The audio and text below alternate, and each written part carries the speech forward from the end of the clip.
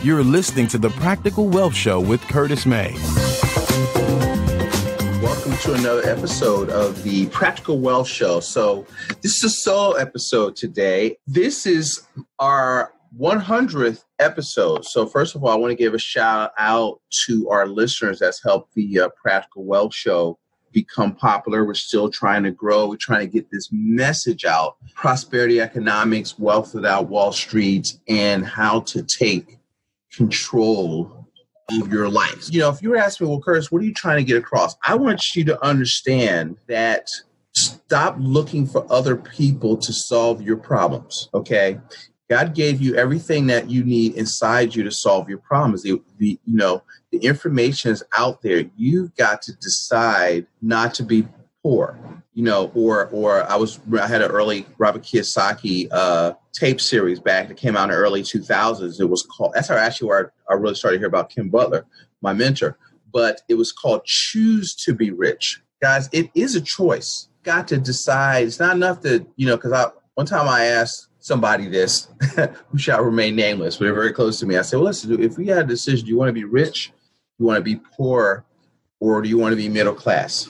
And they looked at me like I was crazy. Of course, I want to be rich. I was like, don't look at me like that, because your actions doesn't define that. Your philosophy, the way you handle money, the stuff that you do won't not equate to rich. Or really, you don't want to be rich. You want to be wealthy. Wealthy is a function of time and how long that you can maintain your standard of living without working. So really, as I'm going to focus on building your cash flow blueprint, is kind of the topic of the show, is to build cash flow. That's the focus of the prosperity economics movement, is flow. The true measure of prosperity is cash flow. How long? So if you've got 1 month of expenses, household saved up, or business expenses, then, or both, preferably if you're in business, then you're 1 month wealthy. If you've got 6 months, you're 6 months wealthy. If you have income, leveraged or passive income greater than your expenses, then you're not necessarily rich, but you're financially independent. And at a certain level, you're wealthy. So if you can do that indefinitely, if you can do that for a year, so what happens is, when I work with clients, that's the focus that I focus on. What do you want your life to look like? You got to ask yourself this. What is it? What do I want my life to look like? If I'm in business or I'm looking at a business, one thing I ask new people that say, oh, I want to be in business, I said, well, the financial plan precedes the business plan. What is it that you want? How do you want to live? Where do you want to live? What do you want your life to look like? What does that cost? What does your life cost? What does the life you envision cost? And then you have to work backwards to create a business that will give you that, okay, without you working 24/7, okay? And so life will give you what you ask for. But if you never ask for something, you just get up and go to work, all right. So what I've been doing is walking them through Rich Dad, Poor Dad, lesson 1.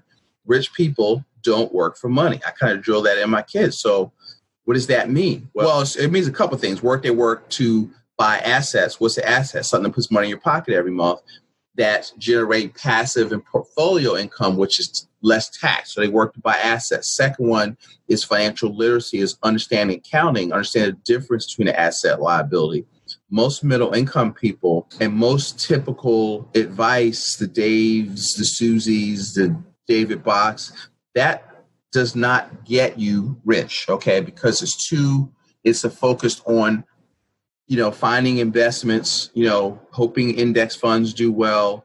And so that's predicated upon risk, hoping that this 10% of your money you can save will store up enough capital to last you the rest of your life. Folks, as they say in Georgia, that dog don't hunt. That won't work.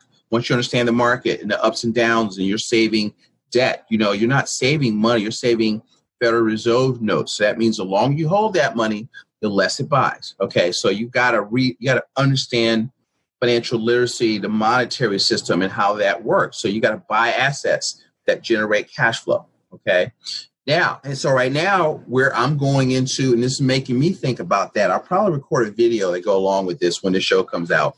But you got to mind your own business, okay? So those of you who've been on my website, if not, go to practicalwealthadvisors.com and look at the intro video. So when I talk about the green tank, yellow tank is investments, of which your business is part of. The green tank is savings, which is the private reserve, or the banking strategy we teach, which think of it as storage, okay? So that you have money to buy assets that do stuff I'm about to talk about. So today I'm going to highlight Jay-Z. And then your lifetime potential capital tank is the money that flows through that account. So when you work on that, what we're going to talk about, the big tank, you got to, if you can move more money through your personal economy and then stop 10 to 30% of that money or more to use that to buy assets, then you get into a wealth cycle called cash asset cash, right? Meaning that you have cash, you're saving, you buy assets to generate cash flow, you buy new cash, and you save a portion of that so you can do what? To buy another asset. You know, I test drove a Tesla, right? And I was like, oh, there's no way I'm spending $115,000 for a car. But now I'm seeing them all over the place. So I could probably afford one, but that would be an expense because a car is not an asset. Okay. And so what my mind goes is Rich Dad says, well, the question is, how can I afford it? So I have a goal of building an asset that will generate about $5,000 a month in passive income. And I had my daughter calculate it for me while we were driving. So if I do get these many people doing this, this will generate X. And then if I can do this in 6 months, Daddy may get his midlife crisis car and get a Tesla. Now, knowing me, I'm probably still too cheap to do that. But if I can figure out, but what you've got to do is before you buy liabilities, you need to buy an asset to pay for them. Okay. And that's the mistake that middle class make. They go buy a house, but I had a guy taught me, well, he teaches kids, you need to go, don't pay rent, go buy a house. Well, but he's read Rich Dad Poor Dad. I'm like, listen, you missed the part where he says a house is not an asset. So I'd rather have you rent, live where you want to live, go buy, listen to the Mid-South Homebuyer episode and go buy turnkeys or something, build yourself 5 or 6, 7 assets or get yourself a duplex or a triplex or a quad are considered residential, right? So you can still get in them for 3.5% down, 620 credit score with an FHA loan. So now you're either living for free or you've bought an asset. So if you get a family, when you get a family, you can move out and now you got an asset that's generating cash flow to support your lifestyle. See, folks, you have to be more strategic in your thinking. Today, I was looking at an article about Jay-Z, okay? And so Forbes recently reported that Jay-Z became the first billionaire rapper back in 2010. So they met, him and Warren Buffett met. That's interesting, right? So, and one of the things that Buffett had to say about Jay-Z. He says, Jay is teaching in a lot bigger classroom than I'll ever teach in. He says, for a young person growing up, he's the guy to learn from. I don't, Buffett's not really teaching in a smaller classroom. They're both teaching in very large classrooms. But regardless of the size of the classroom, Buffett's impressed with Jay. And he even suggests that we can learn a lot from him. I certainly agree with Buffett's suggestion. So, what I try to do is, what I want you to get you to think about, see, folks, you gotta, my dad used to say, look, you gotta figure out how things work, right? So my daughter, she works at Wegmans here, shout out Wegmans, near Philly and King Prussia, right? So she started at 15, she found it, she interviewed, and so they have great training, great customer service stores, it's a destination. I think people go there for dates. And so the lesson there is to, when you see stuff, you need to break it down. So what can we learn from Jay-Z by studying what he does in the empires that we built? I'm going to actually do more shows like this. And so here's a high-level overview of Jay-Z assets. What is an asset? Something that puts money in your pocket or something that has value. So he's got a $310 million of ownership, and I'm hoping I say this right, of Armand de Brignac. I probably butchered it, forgive me. He's got $220 million in cash and investments. This includes $220 million in cash. Cash is good, okay, because that gives you the ability, if opportunity presents itself, you can pull the trigger. So that's a lesson there. He has $70 million in Uber. All right, jury's still out on that one, okay, because they haven't made any money yet. They're just burning through venture capital funds to keep the thing operating. Okay. 100 million ownership in Tidal, an audio video streaming service. 75 million for his music catalog and art collection. Art is how wealthy people stay wealthy, right? Is valued at 70 million. 75 million from his ownership of Rock Nation Sports Management. 50 million in assorted real estate holdings. Okay. Plus his wife, Sasha Fierce, all know her as Beyonce, has created her own fortune valued at 350 million. Okay. And so one of the things that, in his song, he says, now I'm not a businessman.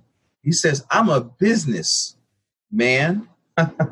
Right. And see, that's why I say I'm a business man. So are you a business? Okay. And so this is one of the most important ideas that you can extract. You are a business. I always tell people you're the CEO of your life. Okay. And so it is not the government's job to take care of you. It's not your mama's job. I've taught the young people. It's your job. And stop looking for other people to solve your problems. Okay. You've got to see it. If you have a job, what you're doing is when the money hits your account, it's your job to run it. So you're selling your labor when you have a job, but you're still self-employed in the sense that your customer is your employer. So I would argue that that's risky because you can get fired for, in Pennsylvania, it's a free will state. So you can get fired for one of two reasons, any reason or no reason at all. So that's risky. So you need to have some other enterprise going beside your job. Jim Rohn says that I love is wages make you a living, profits make you a fortune, right? And so you're not going to build any old empire. You're going to build, I want you to build an empire of cash flow. I'm focused on building an empire of cash flow. So I don't care about net worth. I was just going with some advisor talking about, I want a net worth such and such. You cannot eat equity. You cannot eat net worth. Okay. And so I know people with $1 million of stuff, net worth, and they can't rub two damn nickels together. Okay. So that is not your goal. All right. And so the first step in building an empire is to see yourself in business. Okay. So if you're doing network marketing, you're in, I like network marketing. I'm going to do a whole series on that, but I look at, if I'm looking at a company, in my mind, I treat it like an affiliate program with them being the junior partner and my business, Kurt Inc., is the parent company. And I have a joint venture with XYZ company. And I make sure that they sell, I'm structuring stuff where they buy something from me first. And I build a list because the names and your relationship with your list is your number one asset. See, if you send them directly, if you're a network marketer, to your company site, they're not your asset. The company now owns them. Okay. And so companies go out of business. They leave you. I know people that I'm thinking of a person or family that three times they had their whole organization stolen from them. Or somebody thinks it's me and they just leave out and they left all their revenue, and then their uplines are fighting with them, taking them to court, and then you lose everything because, a lot of people are not really building a business. They just join what I call a cult of personality. That's another episode. All right. This is challenging if your main source of revenue is from a job. Okay. So you have to begin to, even though that is part of it, but when you look at your asset column, or in my video, your yellow tank, you need to be diversified into different ways you make money. So I always talk about, on the show, we talk about the 4 asset classes, right? Business, real estate, and each of them have little niches within that. So if you're doing real estate, you got to figure out what you like. Does you like turnkey? Do you want to do multifamily? We just did an episode on land flipping, lead buying on your terms with, smart real estate codes. So we've got different shows. We'll link to some of those in there. These are all things that build cash flow, right? Paper assets. So what are paper assets? Life settlements. They're more for growth, not as much as cash flow. There's syndication. There's private lending. There's buying mortgage notes. We've done shows on all these, and all of those have the function of generating cash flow. All right. And then there's commodities. There's oil, there's land leases, there's some of these you have to be accredited, investors to get a hold of. There's oil and gas. There's agriculture where you can, get coffee farms and stuff that you can buy. So all kinds of stuff that you can do. And your job, because you're the CEO of your life and you are your best financial advisor, you need to be like Buffett in the sense that what is Berkshire Hathaway? He's built a business. He's got cash flow. And just like your real estate investors, every month you're or every week every day, you should be looking for potential deals for new acquisitions. Well, that's all Berkshire does. He's got cash flow. So he's got a primary business generating cash flow. They save money and then they look for other assets to add to their portfolio. So why can't you do that? All right. I don't care if it's starting out with a part-time hustle that makes $500 a month. You can start right there, $200 a month extra, and you save it and you build your empire. But it starts with your mindset. You've got to see yourself as a business, okay? Your second step is to have a vision of what the empire you're building will look like, okay? And so I always tell people it's hard to reach a target you don't have, and so you've got to have a clear picture of what you're building, okay? And at least move towards, it's going to adjust, as you go, as you learn, as you read, as you get around people, this is where the masterminding comes in, but you got to be moving toward a goal of greatness. And folks, it ain't money. It should be about freedom.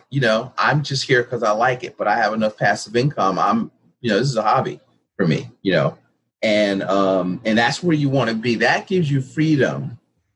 And folks, there's two types of freedom. You hear me say this: freedom from and freedom to. Okay. And there are different skill sets. And so I freed myself from having to answer anybody and work for anybody a long time ago. But now I want freedom to next time I go to the airport, I'm not going, I can just hop on my NetJet, go bypass TSA and all that kind of stuff and just, hey, here's my stuff. Let's load it up. See ya. Okay. That's freedom too. And so what happens is, so when you got to see what it looks like. The third step is to create an action plan, okay, that you can use to build your empire of cash flow. So guys, if you don't have an action plan and you'd like to think through that, then I would say call me. Go in the notes, schedule a 15-minute call or shoot me an email. Say, Curtis, I'd like to talk about building my empire of cash flow, okay?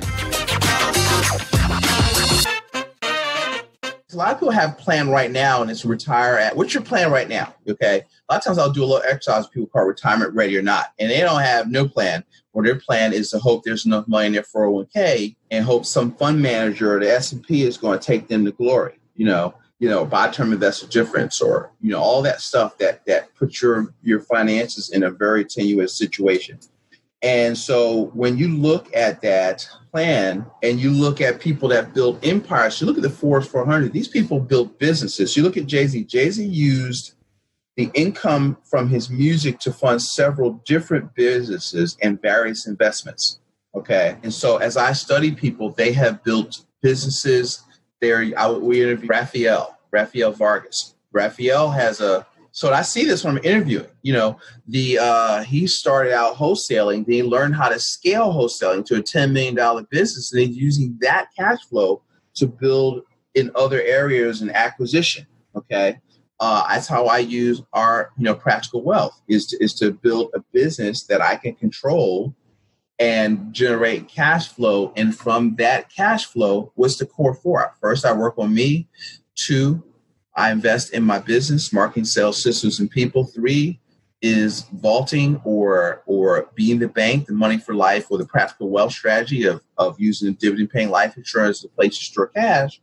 And 4, from that cash, you look for ways to employ your capital, whereas you can use it for other stuff, but still continue to maintain the uninterrupted compounding of your base cash flow. So that's the thing, membership sites, what intellectual property is also considered an asset, okay?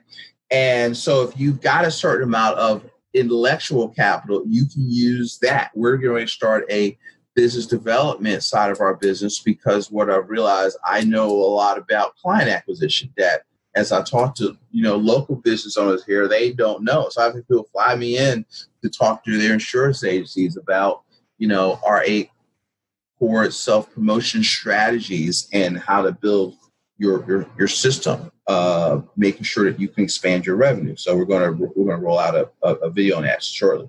The only thing I see with JC's problem situation, he's doing great, so I don't need any advice from Curtis, but it's there's a lot of equity. But being a billionaire is a major accomplishment. However, sometimes you'll find that you have this worth on paper.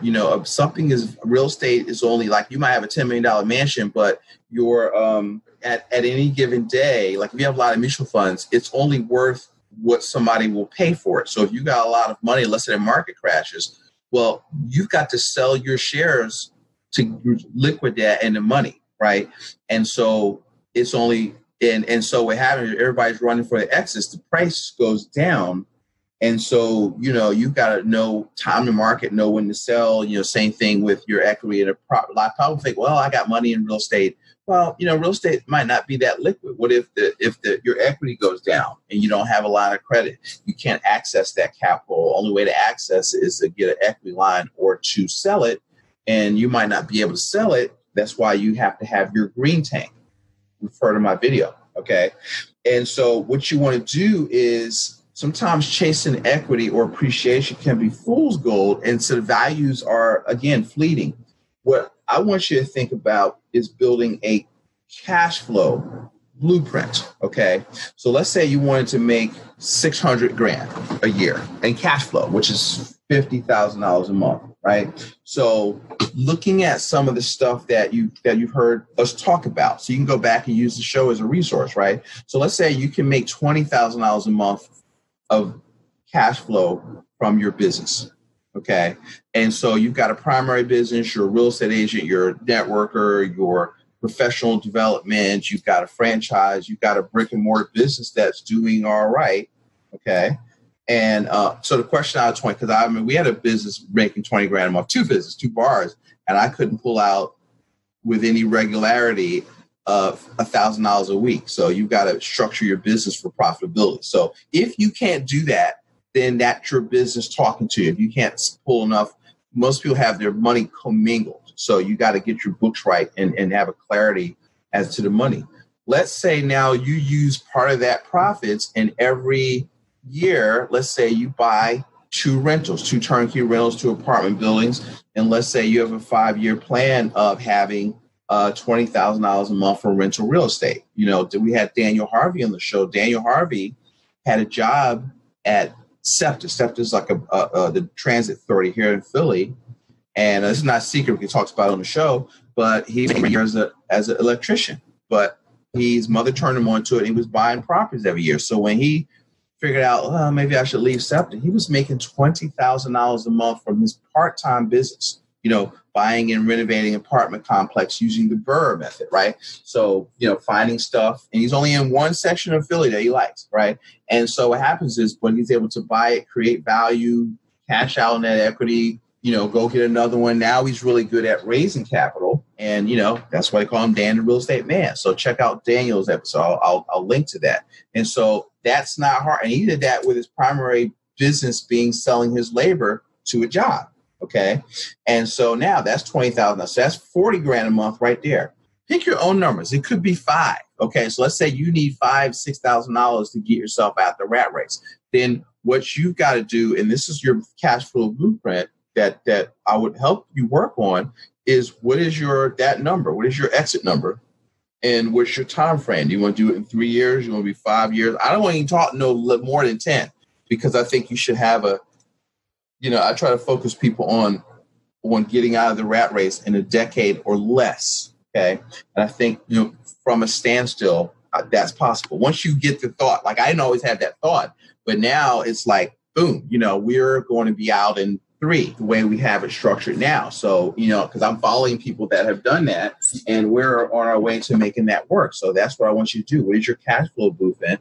But if you can, let's say you can make, we talked about Tyrone Jackson's recent episode where we talked about cash flowing with equity. So that's paper. So let's say you can make $2,000 a month or $10,000 a month cash flowing doing covered call options, or you can, under business, we got Carrie doing the ATM machine. I've got somebody making $3,500 a month with 8 machines. And, so those type of things, with Dan Zatowski, with the private and Chris talking about private lending. So what is your cash flow blueprint? What do you need? $3,000 a month? Do you need $5,000 a month? Do you need $10,000 a month? And then now you've got to put together your game plan, but you've got to start with what is your main thing. So your main thing you need to find or build a successful business, because you can gen up cash flow from a business quicker than you can, getting $300 a month on a property, right? And so you can start a business, $100, $500, a franchise, whatever that generates cash flow, and then you got to parlay that cash flow into other entities. So, what is your cash flow blueprint? So, as we talk about that today, that's what I want you to focus on.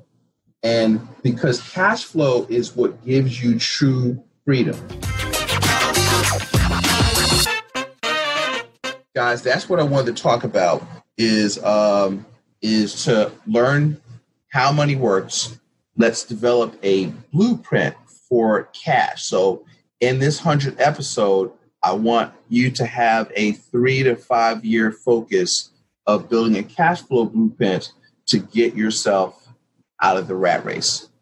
And so if you'd like to talk about that and you'd like to help us build a cash flow blueprint and just give you a little bit of direction, feel free to reach out with that. There is a lot of our guests that we've had on that will help you. So I want to kind of, as we build this library of stuff, I want you to go back and look for some of the shows and figure out your thing. What do you like? See, now, don't tell me about your passion. Nobody cares about your marketplace. Doesn't care about what you're passionate about. So all that, let's find what do what you love. And, you need to make a living. Okay. You get the money you need, then you can do what you love when you're on vacation. All right. But I am blessed because my vocation, financial education, is my invocation. So I love teaching and talking about being your own banker and prosperity economics. And I happen to, it happens to be my business. But that's rare. But if you really love it, that's a bonus. You shouldn't hate it, but if your passion is flying, well, you make a lot of money, you get your own plane, you can fly. John Travolta is an actor, but his making money as a good actor allows him to have his own, 747. Now he's a pilot and he flies, and all his extra money he used to fly early in his career in his 20s. So that's what you can do with but you got to get money out of the way first. So hopefully that was an interesting case study for you. And so as you give me some other ideas, we're looking at that stuff. We have a book coming out on real estate billionaires, which kind of take the same concept and just analyzing the Arnold Schwarzeneggers, the John Jacob Astors, and, looking at people, but they all started with the same formula. They built businesses and used that to drive other assets. Have a great day. And it has been my pleasure to serve you. And we look forward to our next 100 episodes.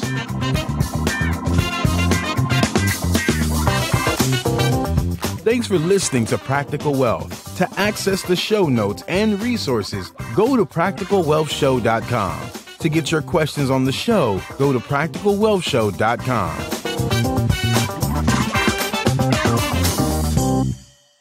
This show is for entertainment purposes only. Before you make any investment decisions, consult a professional. This show is copyrighted by Practical Wealth. Written permission must be granted before syndication or rebroadcasting.